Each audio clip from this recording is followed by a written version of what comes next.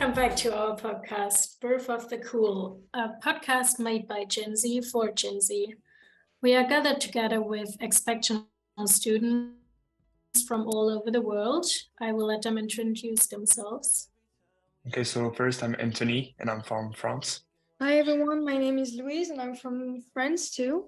Hi, my name is Lisa and I'm from Russia. My name is Javier and I'm from Spain. Hey, my name is Fanny. I'm from France. And I'm the last one, I'm Marlene, and I'm from Germany. We would like to start by giving you some information about Generation Z. First of all, it is a generation that comes after the millennials, and it is in the time span of births between the mid-1990s and the early 2010s.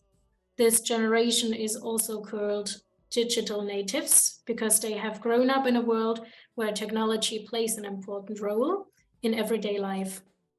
Especially the older generation sometimes has difficulties understanding our generation. But we have hope in our generation and we know that we can achieve something. Today, we would like to analyze with our group of 6 people how Generation Z is functioning in a team, in a company. Let's start with Louise. She is giving us some information about technology. So I'm going to talk about technology. So we are a generation that was shaped with technology, phones, social media, AI, etc. We are even sometimes considered to be addicted to this type of technology. When it comes to the workplace, because we were raised with technology, older generations tend to believe that we master every technical tool when they had to follow a training to be able to do so. And so I was wondering, do you think that technology in the workplace could be a difficulty or problem for people from Gen Z? I don't think so it poses any problems, but rather other ways of communication. It is important to know that while Generation Z may be a tech savvy, they may also have different approaches to communication and collaboration. For example, they may prefer instead messaging or video conferencing over traditional face-to-face meetings. They are highly adaptable to new technologies and can quickly learn from new softwares and tools, which can be an asset in rapidly changing business environment. I completely agree with you, Manin. We saw that during the COVID period, for example, the students were able to adapt even with their video classes, sorry. And in addition to that, I think that the future will bring new technologies. And in a way, having grown up with these technologies already will help us to adapt more quickly, I think, and exploit all the potential they can bring to us. However, I think that the more we advance in time, the more we'll be outdated and it will be then more complicated to keep the pace, I mean. Okay, so then I would like to come up with another fact that Gen Z values flexibility and work-life balance more than any other previous generation. We prioritize our personal lives, hobbies, and relationships and seek jobs that allow them to balance our work and personal lives. Can some of you give me some input about the work-life balance in a team? Yes, me. I want to say that our generation values work-life balance more than any other generation before us. This gets to us to share jobs that allow us to have time for our personal and social lives, and this is why in part to today's culture, where technology and social media have made communication easier and more accessible, allowing us to stay in touch with friends and family anytime and anywhere. In my opinion, in our team, work-life balance is important to keep employees motivated and engaged. I believe that employees who have time for their personal interests and activities can be more productive and efficient at work. I would like to also say, well, my opinion may be different from the initial, but I'd like to say that the concept of work-life balance is a bit misleading because firstly, it presumes that work is in opposition to life. Work is a fundamental part of life. It is integrated into the very structures of our lives because in order to earn, you must produce. That's how our modern society operates nowadays. And secondly, the word balance implies images of a scale where the two sides are equal in weight in order to achieve equilibrium. In simple terms, there are only work-life choices. If you want to earn money, more, then you must sacrifice your time in order to earn it. There is no other way. Life does not owe you a living. So in the world of business, there is no such a thing as balance. Profit is the bottom line and always will be so. And it absolutely goes the same for the teamwork, where the bottom line is the mutual result. Okay, now I would like to bring up the topic of inclusion, diversity, and equality. In terms of these topics, our generation is characterized as a generation that values these terms in all aspects of our life, including the work environment and therefore in the working groups. For us, it's critical that teams are diverse in terms of gender, race, sexual orientation, skills, and cultural background. In short, diversity, equality, and inclusion are critical for our work teams, and companies that value and promote these aspects can be better attract and retain this generation talent, and also gain a competitive advantage by increasing creativity, innovation, and problem solving in the work team. So, how do you think these concepts are currently integrated in companies? I think that diversity, equality, and inclusion are hot topics that we've been discussing for decades, and still we're not completely satisfied. You know, like people in the 20s were fighting to women to have the right to vote. And I mean, it's great. We are working on it still and all, but we're still confronted to inequality in our everyday life and especially in the workplace. For example, women are still paid 18% less than men for the same position. So I don't think that those concepts are well integrated in companies, but we're working on it. Yeah, I agree with Louise on the point of salary inequality, which is an inconceivable point but still exists nowadays. Fortunately, there is our law today that go in favor of equal rights and opportunities, such as the obligation to employ disabled people in the team, but this fight is far from being won. I'd like to discuss how our generation, specifically Generation Z, is shaped and guided with the government influence and its planned programs locally and on a global level, and how it affects our character and the way we collaborate and perceive information. Various government programs that are supposed to shape our community are the core foundation of our generation specifics and characteristics that are influenced on us from our very childhood. To give you a brief idea of what these programs are, for instance, the previous generation were leading a more healthier life with more natural products to consume, while Gen Z have this fast food propaganda with its carbonated sugary drinks and artificial food that is impossible to call natural.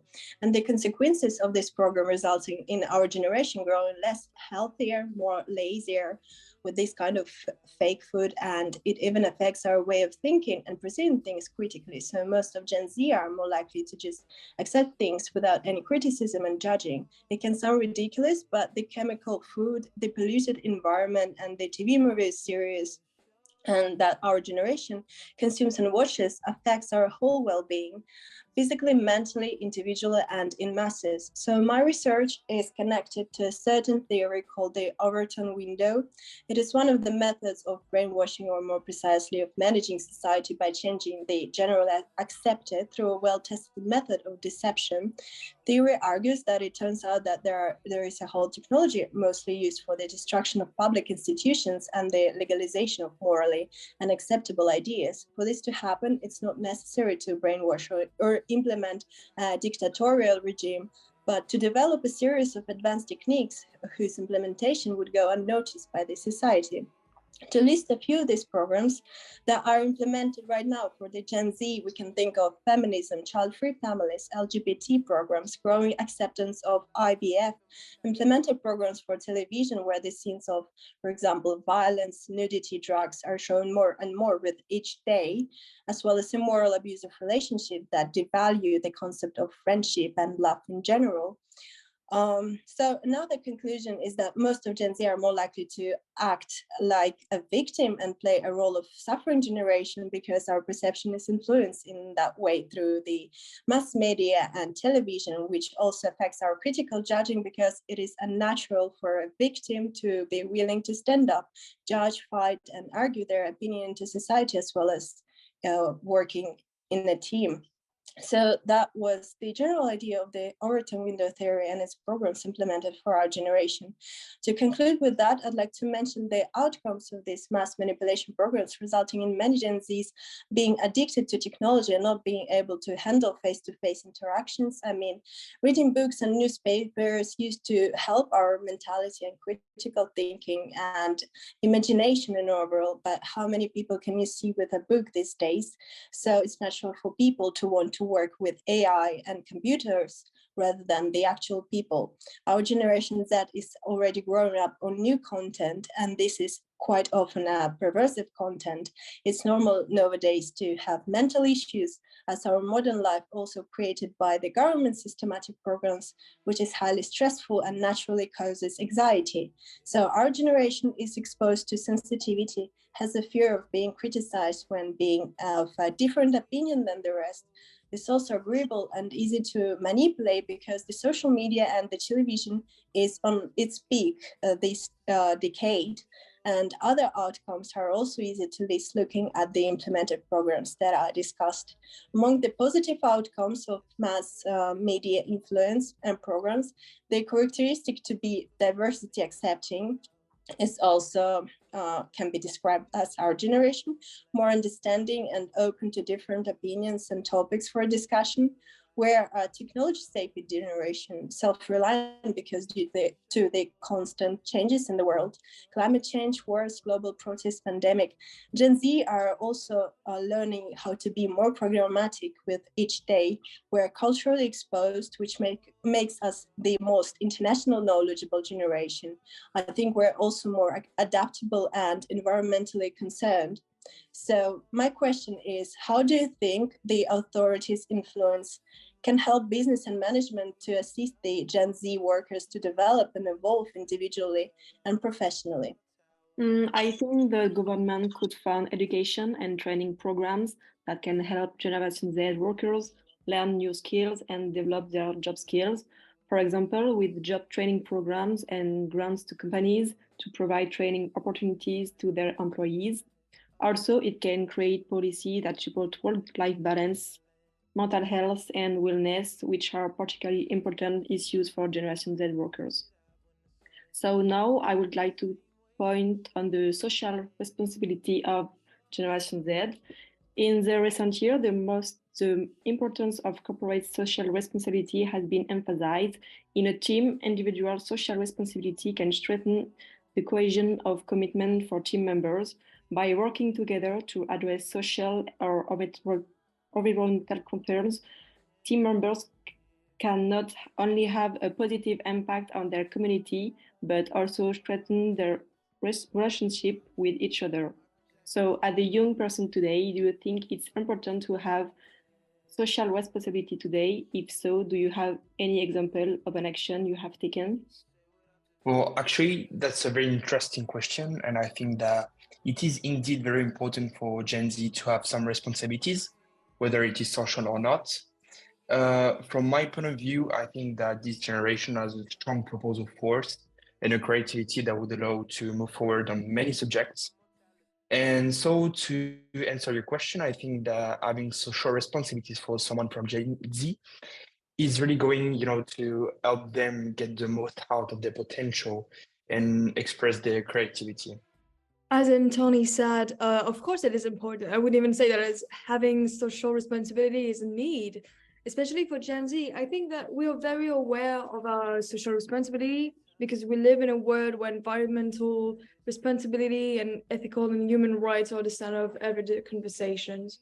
Okay, so now let's move on with the final topic, which has given rise to numerous debates and theories, such as Adam's equity theory. So we'll talk about job satisfaction, which is how your work and efforts will be rewarded, basically. So do you think that this is an essential factor for Gen Z? And do you think that a bad reward for your work can have an influence on your future plans within a company? I think that job satisfaction is definitely an essential factor for Generation Z. Generation Z is often looking for work that matches their values and interests and where you feel you have a positive impact on the world. We value purpose and fulfillment in work and prefer work that matches with our values. It is important for us to have the opportunity to develop and to do something that has an impact and meaning. And yes, a bad reward for our work can definitely have an impact on our future plans. For example, if the salary is not fair or the promotions are not taken, then we are not satisfied with our work and not motivated as well. Oh, that's right.